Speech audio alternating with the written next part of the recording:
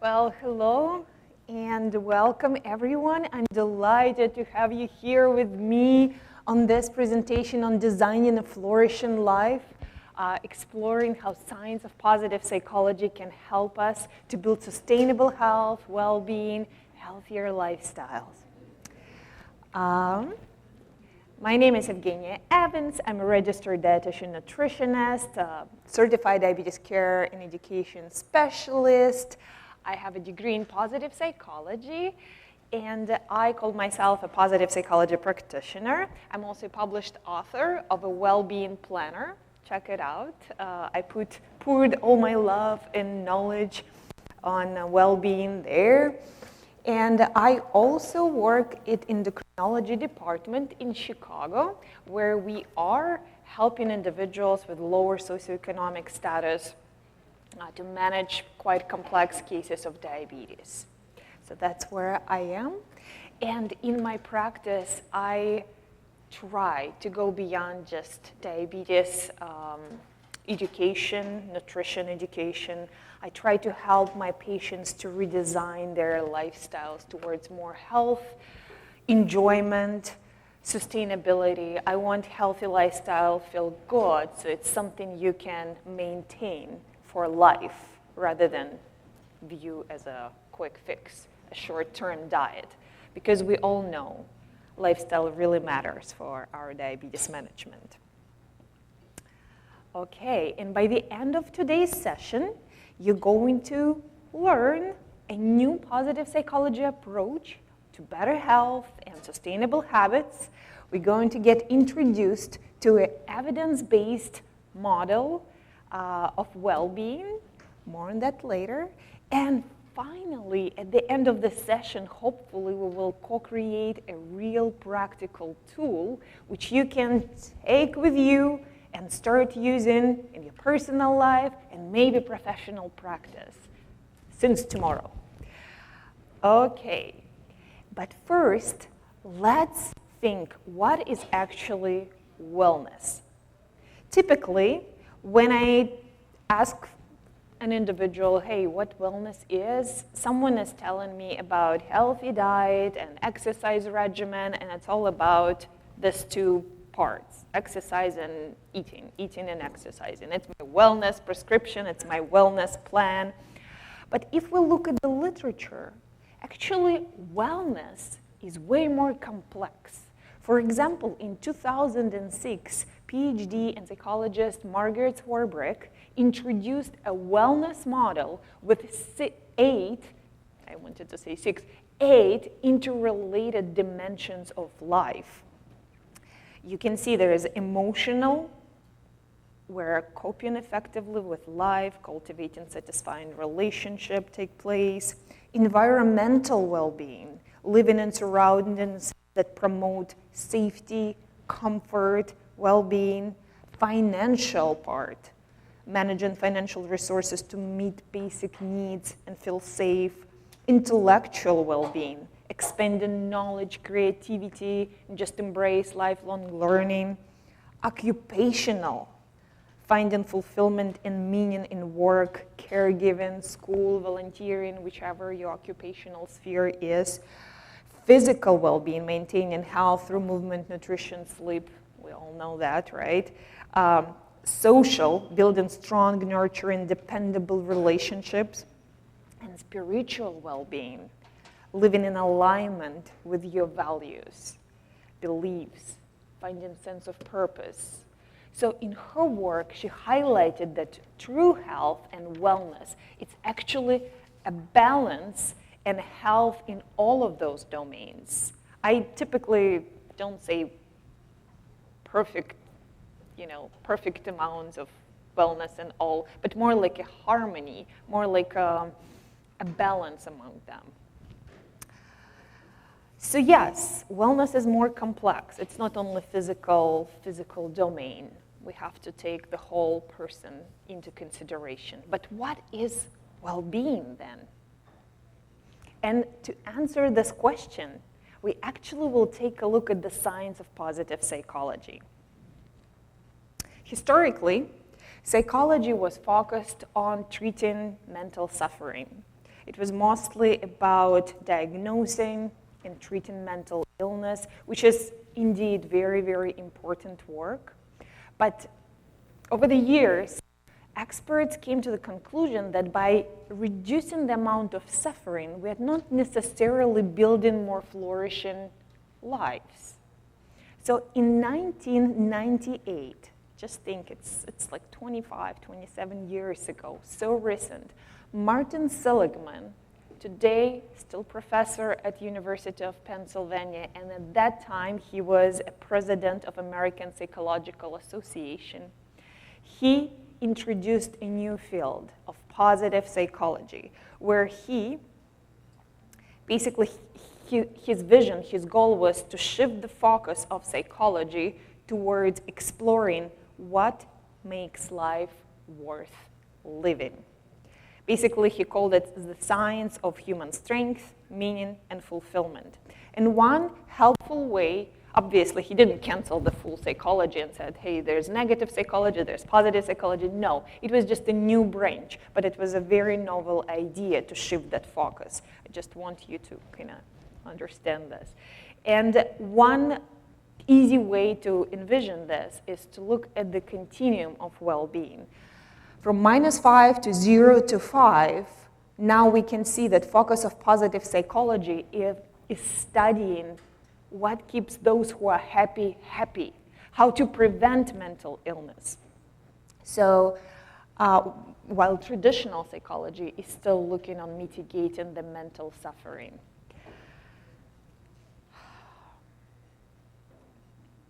And for this 20 plus years, he dedicated his research and career to studying well-being.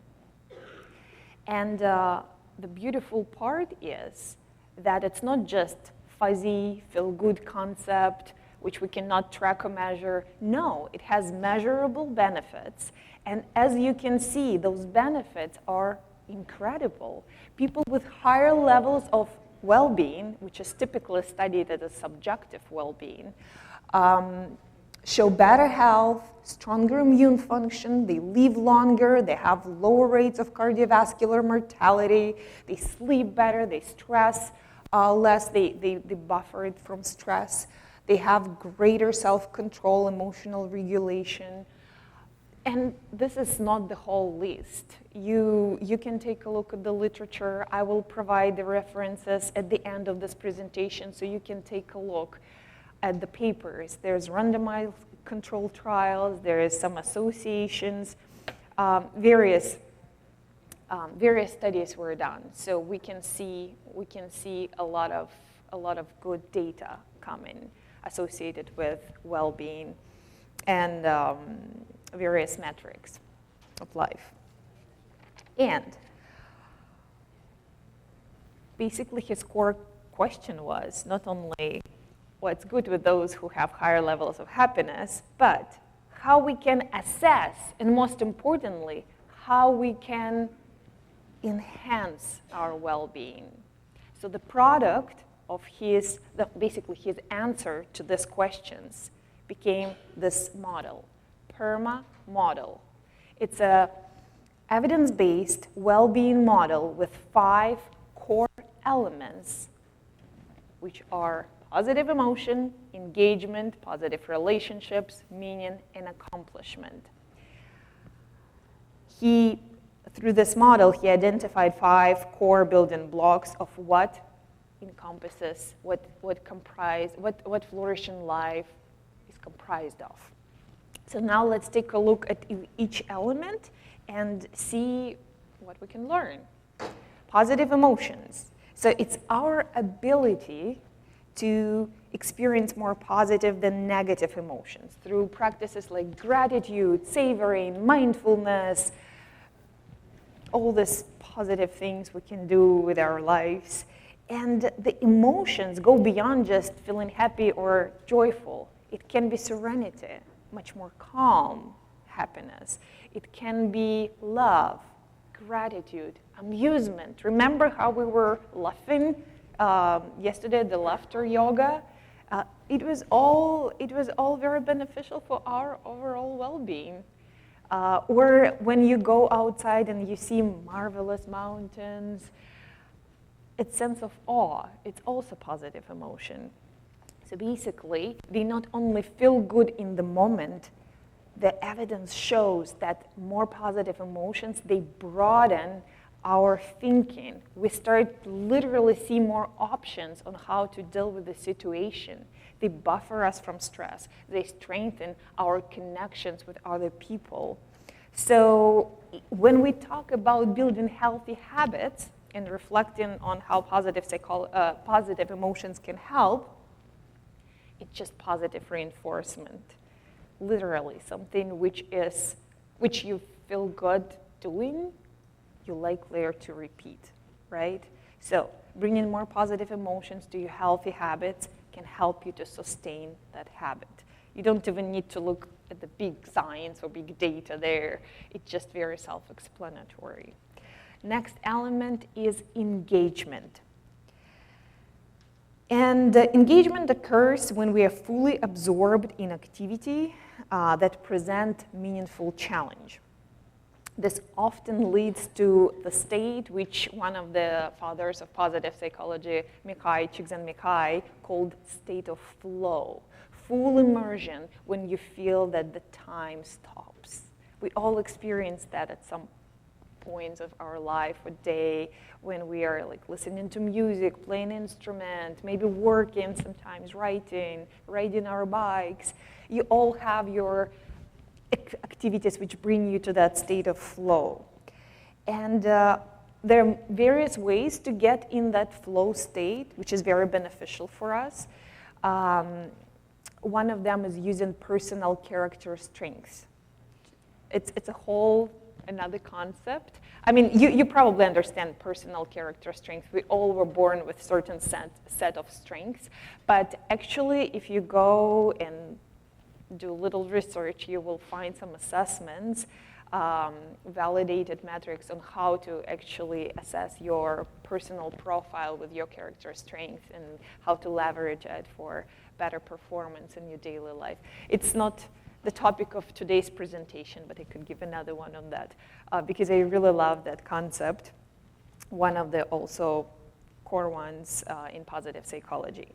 So when we talk about building habits and state of engagement, how do we think flow can help us?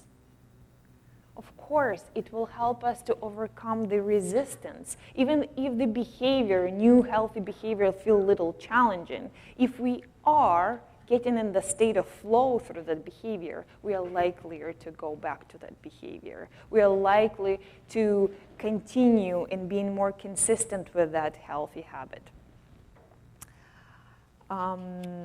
Next one is my favorite, relationships.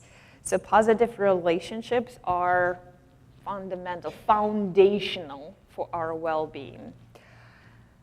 They provide emotional support, increase resilience, provide meaning through connection, and valuable sense of belonging, which many people missing. And one of psychologist Chris Peterson, looking at all this overwhelming data from studies showing that people live longer, those who have like stronger social connections, more positive connections, they live longer, they just show better well-being overall, regardless of their diet or exercise, by the way. Like one study, a longitudinal study done by Harvard, which is still ongoing study, very famous one, showed that positive social relationships were #1 predictor of longest, healthiest lives. Just FYI. So that researcher, Chris Peterson, put it succinctly in one phrase: other people matter. Other people matter. There's no way around it. And we should always strive for cultivating that positive connection, positive relationships with other people, because it is indeed affecting our well-being greatly. So when we build positive habits, when we build healthier lifestyles, positive relationships and just stronger social ties can help us with what?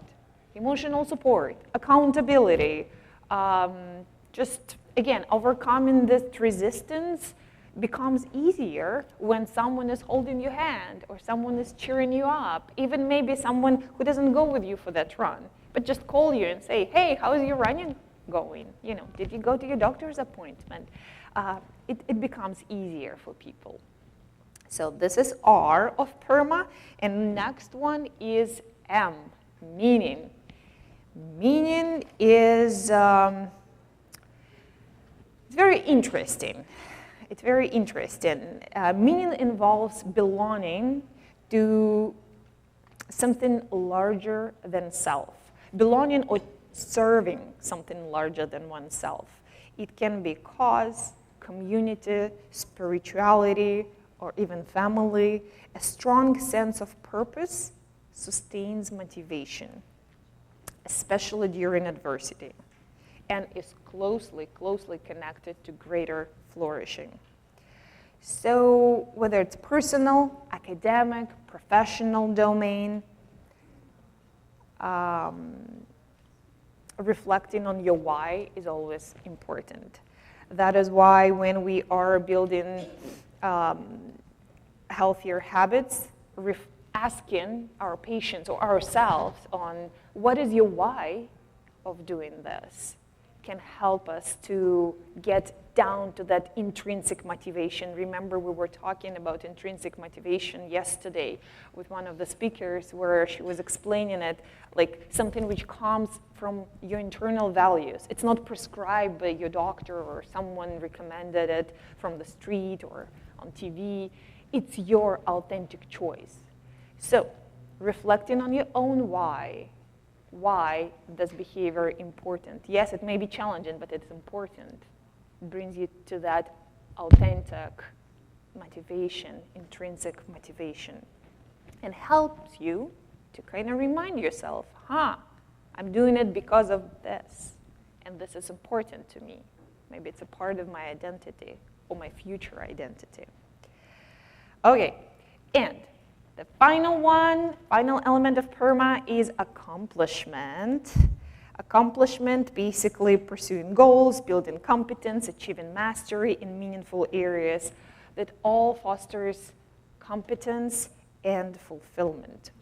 Whether it's your personal, professional, academic domain, accomplishment contributes to greater sense of progress and self-efficacy, especially when we are building new habits, when we're trying to nurture something new and valuable in our lives. This sense of accomplishment can help us with creating a new positive self-identity and, of course, increase our self-esteem. It's incredible, but we just have to support our patients with this. And now maybe this new positive identity will be, hey, I'm a person who loves vegetables, or I'm a person who takes care of my body. I'm a person who exercises. So that's, maybe I wasn't that person 10 years ago, but it's my new identity. That's who I envision to be. And one day I will be there by slowly but surely engaging with this, my new habit. So, together, all these 5 elements which we just went through, PERMA, positive emotion, engagement, relationship, meaning, and accomplishment, they create this well-being model. Of course, there is no such thing like a finished model, set in stone model. Of course, it's very malleable. More studies are coming. There's some added letters already to this model and everything, but this is a golden standard. And most beautiful part that each element independently is very valuable to people's well-being, but also together they provide synergetic effect. So, in my dietitian's heart, really love the idea that there's no one size fits all in diet. We all know that, right? We are so different individually that we there's no one prescription. The same with well-being, actually. Based on your values, personality, social context, you can put accents on different parts of this PERMA framework and boost your own well-being or find a right plan for your patient, client, loved one, just whatever fits best. So I really like this personalized approach. It's not prescriptive. It's not prescriptive. And it can be very unique. So right now, I think we're ready for a little break. And since we get introduced to this very theoretical framework, let's just do a little practice. In your folder, you have a printed handout with a brief PERMA self-assessment. Let's just take a look where you are today on your PERMA. Just take a couple of minutes and just do a little assessment through each domain and see how you're doing, what areas are already the strongest for you, and which areas are maybe ready for a little positive boost.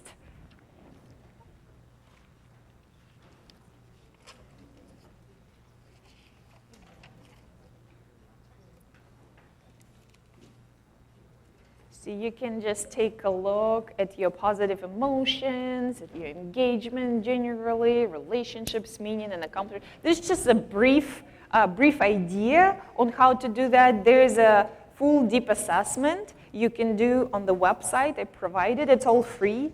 You may need to create your account there, but it's just for the studies, for data. No one is going to sell you anything. So yeah, I really believe that when we learn something, we should try to do a little hands-on experience right away just to feel how it feels, especially when we teach someone this concept, right? Where am I on this metric? And it doesn't mean that something is wrong with you if you're very low on positive emotion or on relationships. It just shows you an opportunity to boost your well-being and just see what areas may be ready for nurturing, or maybe something you can leverage and boost even further if it's already booming. I don't know. You can go creatively around this information.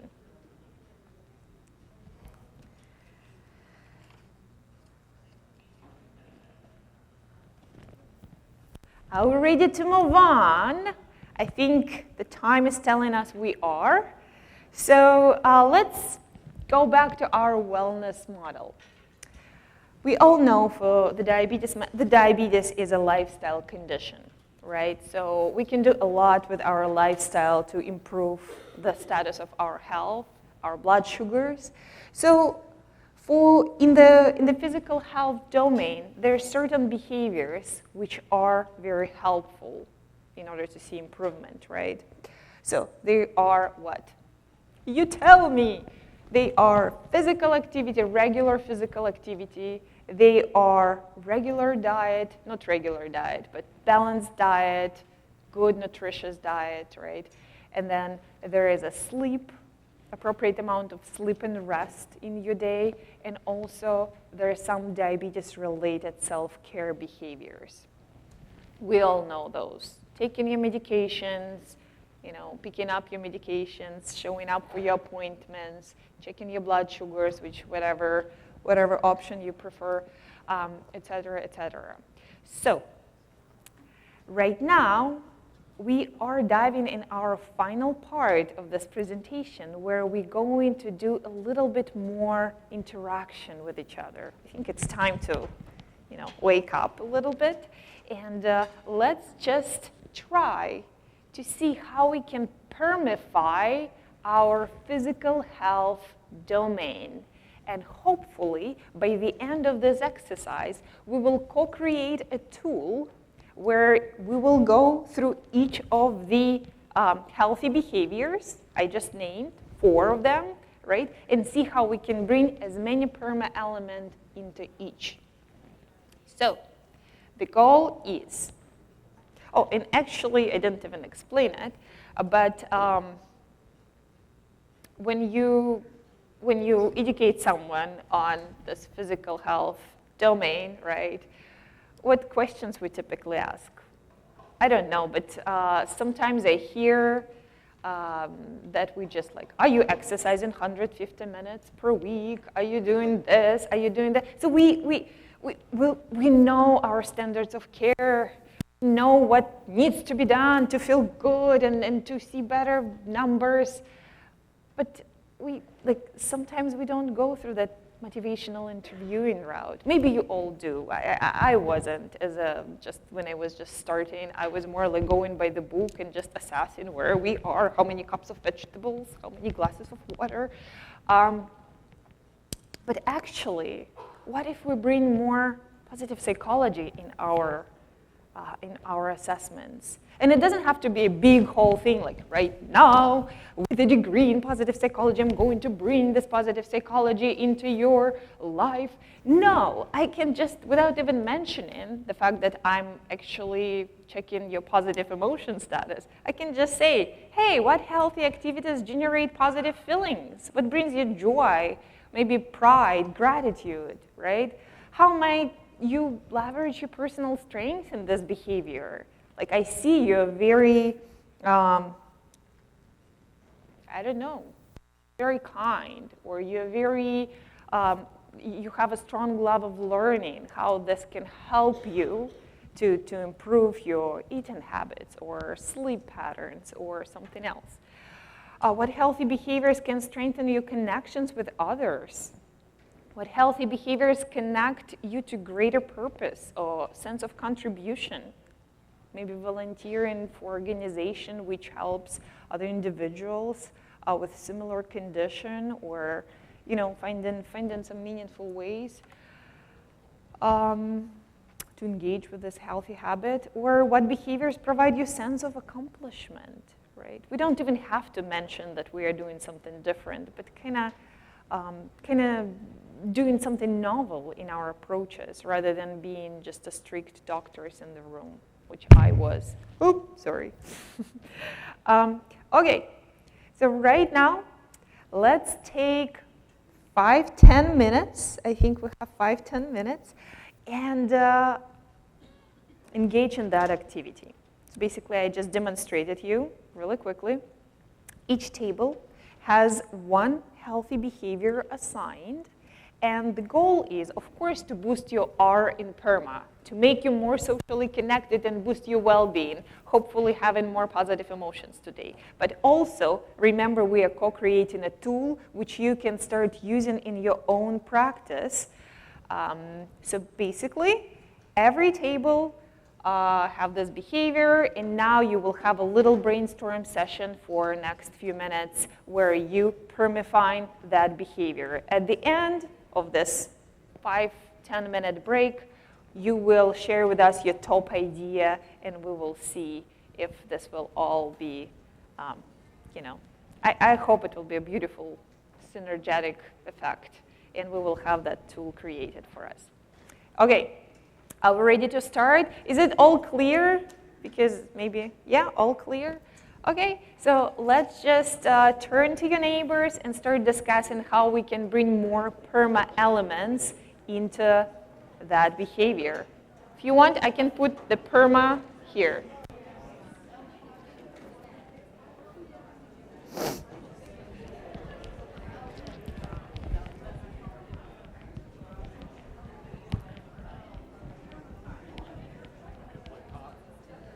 Which one?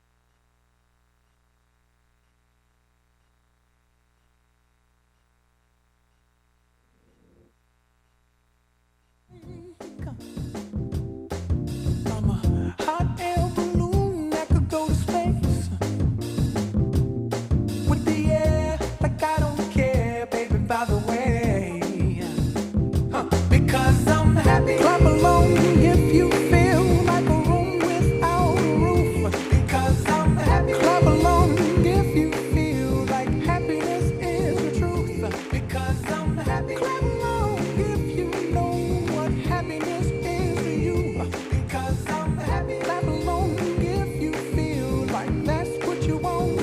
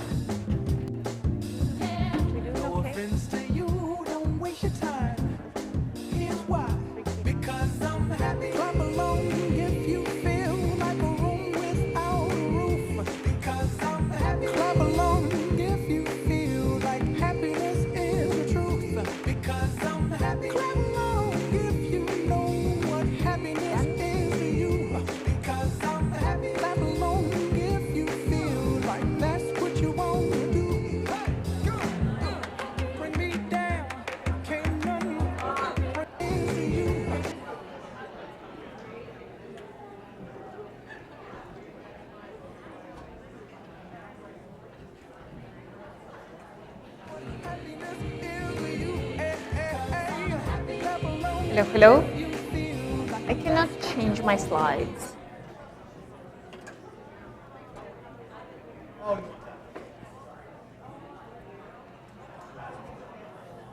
Okay, beautiful, beautiful. I can.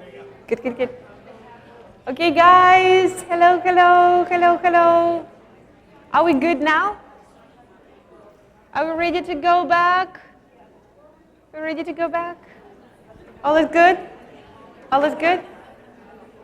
Okay, let's take. You want that drum, don't you? Just like me. You want the drum. Bring them back to attention with the drum. That's wonderful. Yes, let's do the drum. Let's do the drum. Okay, guys, thank you so much. I hope you had a little bit of break, a little bit of fun. You definitely connected with a few people, as many, maybe, many people. So let's take a look at our healthy behaviors and see how we can permify that, how we can bring more well-being elements in our healthy behaviors. So, yes, my elf, my little helper. Yes, it's time to. Anne will just share with you a little handout where I generated my best ideas based on my practice and based on the literature, but try not to look at that. It's fabulously printed. It's so beautiful. I mean, I'll just take and run with it. I honestly want to take it to Chicago and show how actually handouts need to be done. But don't look at that yet.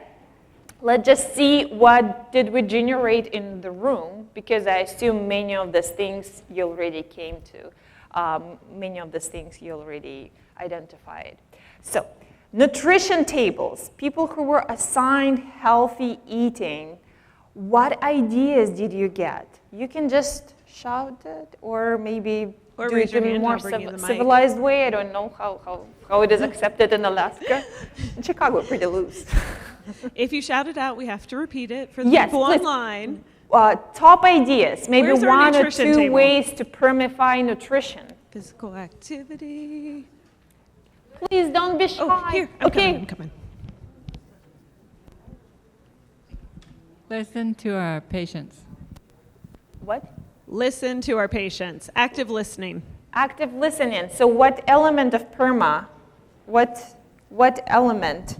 Emotion, engagement, relationships. Okay, beautiful. Listen to our patients. Anything else in nutrition? Nutrition.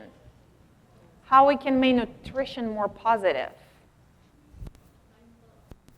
Okay, I don't know.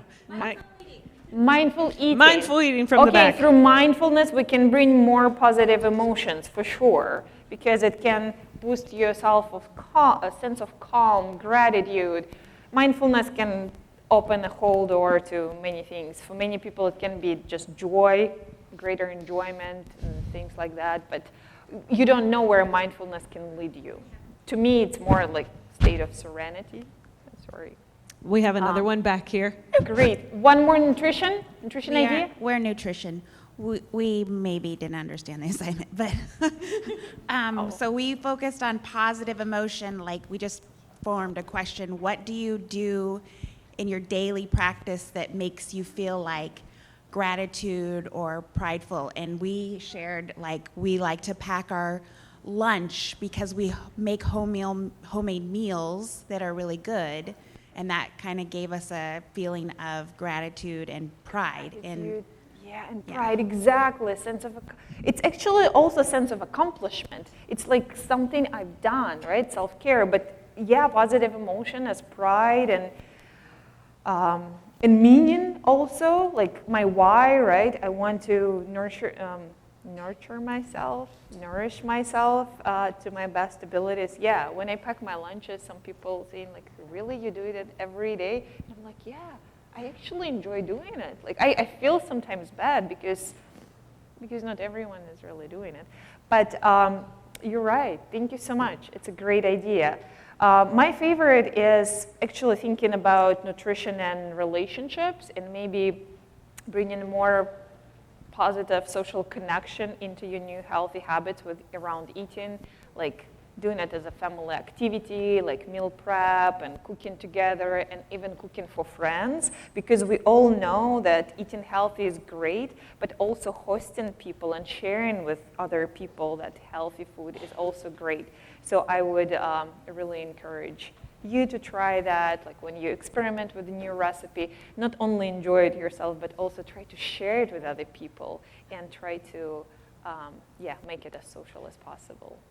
So beautiful.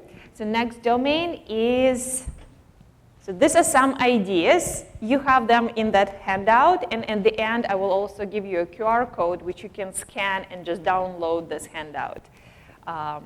So you don't have to worry about this super tiny font. I apologize, not a presentable. Next one, physical activity. What are our physical activity groups came to?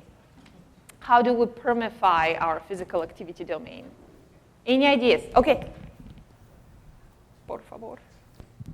Well, we came up with thinking of things that we enjoyed, things that we enjoyed, that we would have fun doing, that it wasn't really like work. Like everyone enjoyed like playing the badminton, actually playing musical chairs, being like children, like doing things we did as a kid and had fun doing. Oh, I love it. And so we were all thinking about incorporating that. So part of it, what we bringing loved. something which brings you joy, like engaging in a Makes you physical happy, activity. a connection of good Yes. memories. Yes. Because we can. Childhood, seeing results, chores that you did as a kid, you did them outside, hauling wood, doing all this work and seeing, got a cord of wood. And even as an adult, it's kind of fun getting exercise, seeing results for what you just did. Exactly. So that makes me happy. Yes, exactly. So it's a brilliant idea of reflecting of what you enjoyed as a child, what activities, and it's okay if you're already not a child and maybe your interest evolved and you explore different things, but generally it's a very powerful connector to our happiest times. For many people, childhood was happy. Not for everyone though. Sometimes you can open a door to a big trauma, but be sensitive, again, motivational reviewing, mindful listening. So beautiful, beautiful, by doing something which brings you joy. Because we can all have that perfect prescription. You have to do strength training this amount of time. You have to do cardio this amount. But if it's something which I cannot do consistently, right? Maybe I just enjoy dancing, and I can do it like 4 times a week, or playing tennis. Yeah. We can make that work, and it will be incredibly important because you will be regular and consistent rather than perfect, but like one time in 3 months or something like that. So thank you so much. Very valuable ideas. Any other ideas from physical activity? Hiking. Hiking's a good physical activity. It brings, light, fresh air, accomplishment, joy. Being in the mountains or, being outdoors, especially in the wintertime, when we have less light. Okay, yes. Yes, connecting with nature, it can be actually a big driver for engagement. Something which gets you in the state of awe, state of flow for many. Because sometimes when we are surrounded by beautiful nature, we lose track of time. But also it can be just your positive emotion booster, right? Something you can really enjoy and do regularly. Beautiful. Any other ideas on physical activity, how we can permify it, or we will move on? Okay, we need to move on. Let's do our sleep and rest. Sleep and rest. I guess I'm getting in my sense of flow and losing track of time. It's really fun. Sleep and rest. Any ideas on how to make it more sustainable, more fun, how to bring some perma elements in our resting routines? We came up with the idea of teaching and learning how to do meditation and use breath work to self-calm, to ease you into a restful state. Beautiful. What element of perma will it focus on? I think it is for all, actually. Right, exactly. Because Sense of when you find that accomplishment calm, and you meaning feel and accomplished, emotion, you have yeah. deeper relationships.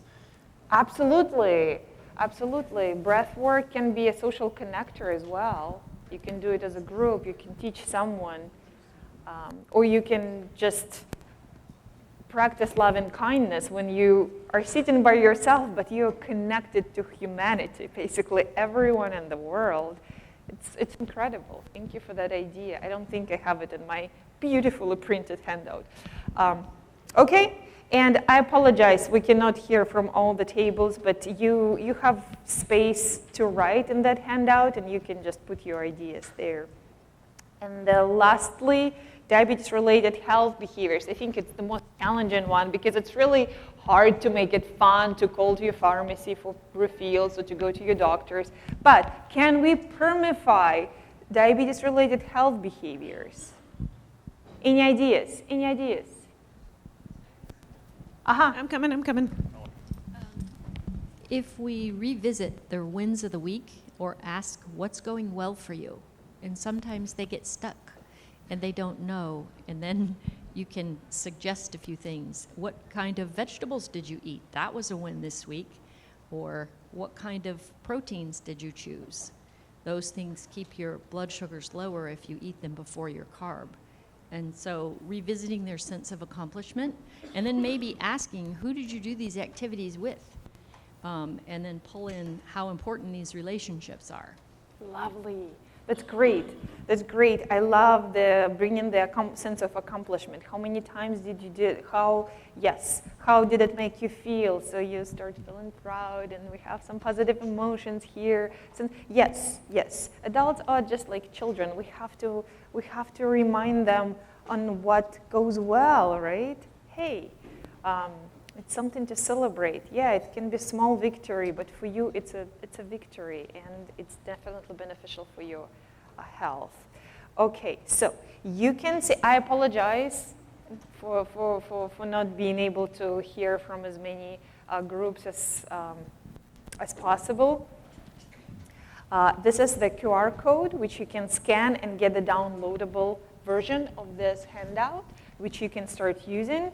Right now, I'm really in need to conclude this presentation, and I want to thank you all for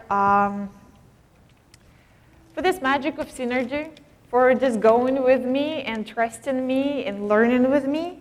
And I hope you learned something new today, and hopefully you are inspired to maybe try it in your personal life and professional practice. And just to conclude this presentation, I want to remind us all that the science of positive psychology reveals that sustainable health, well-being, and healthy habits go beyond what we need to fix, avoid, or fear. It is built on what is positive, what is enjoyable, and what we can celebrate together. Thank you so much for your attention, and good luck. Good luck in your practices. Thank you.